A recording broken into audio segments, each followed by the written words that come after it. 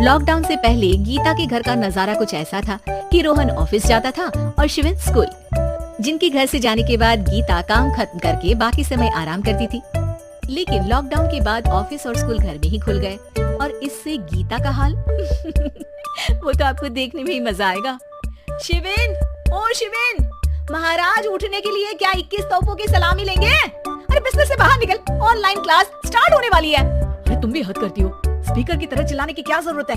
दिख नहीं रहा मेरी कॉन्फ्रेंस चल रही है। अब कैमरा और स्पीकर ऑन कर रहा हूँ, मुझे कोई शोर नहीं चाहिए। इस पर जैसे ही रोहन लैपटॉप का कैमरा और स्पीकर ऑन करता है तभी कुकर की सीटी बजती है। करा लो अब इसे चुप, लॉकडाउन नहीं हुआ, मेरी मौत का फरमान जारी हो गया।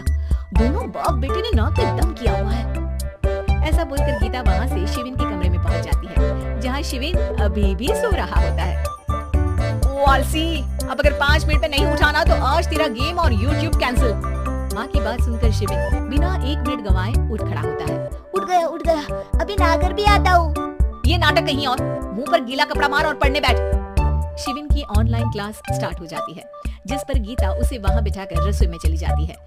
थोड़ी देर में उसे कमरे से कुछ आवाज सुनाई देती है, जिसे सुनकर वो कमरे में वापस आती है।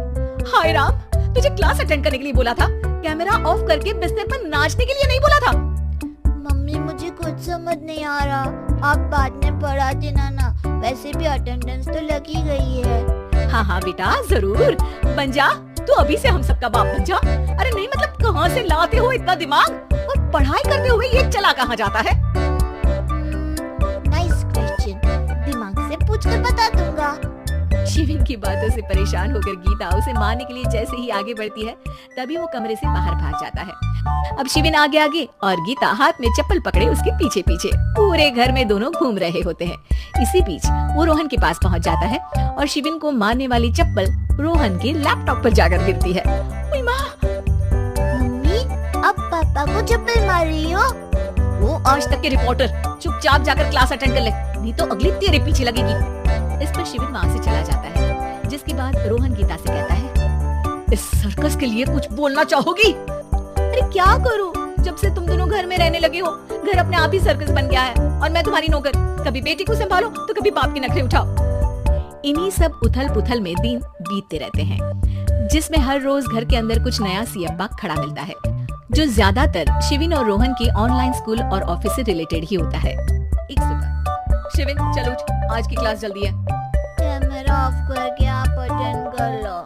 अरे ऐसे छितर पड़ेंगे, दादी नानी सब एक साथ याद आ जाएंगी। गीता की लाख मशक्कतों के बाद क्लास तो खत्म हो जाती है, लेकिन उसके बाद शिविन फोन इस्तेमाल करते हुए इंस्टाग्राम रील बनाने लगता है। रसोड़ी में कौन था? तुम थी, मैं थी, कौन था? हाँ, मैं गरीब हूँ। अरे ओ गरीब के बेटे, आजा, मैं बनाती हूँ तुझे गरीब। मैं बताती हूँ रसोड़ी में कौन था। पढ़ाई करने बोलो तो इनकी माँ मर जाती है और ये पागलपंतियाँ जितनी मर्जी करा लो। गीता शिविन को डांट रही होती है, तभी रोहन बीच में बोल पड़ता है, अरे बच्चा ही तो है, इतना गुस्सा क्यों कर रही हो?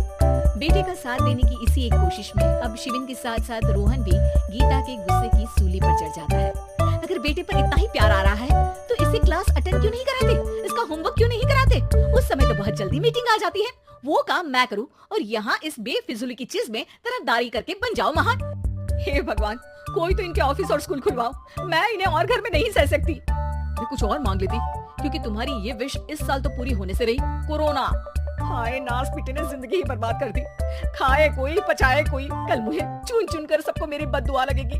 उन्होंने दुनिया का और इन बाप बेटे दोनों ने मेरा जीना मुश्किल कर दिया। गीता वहाँ से चली जाती है, जिसके बाद रोहन शिविन से कहता है, अरे तुम्हारी मम्मी इतनी भड़की हुई क्यों है? आपकी वजह से पूरा समय घर में रहते हो और उस पर कोई काम कराने की जगह बस ऑर्डर देते रहते हो। अच्छा बेटे, सारा इल्जाम मुझ पर, पूरा दिन तो वो तुम पर ही चिल्लाती है। हाँ, मतलब दोनों का 50-50 है, कुछ करना पड़ेगा। वो कहते ना, make the best out of worst. I have an idea. वैसे तुम्हारी माँ सही कहती है, बहुत जुबान चलाने लगे हो, कम बोला करो।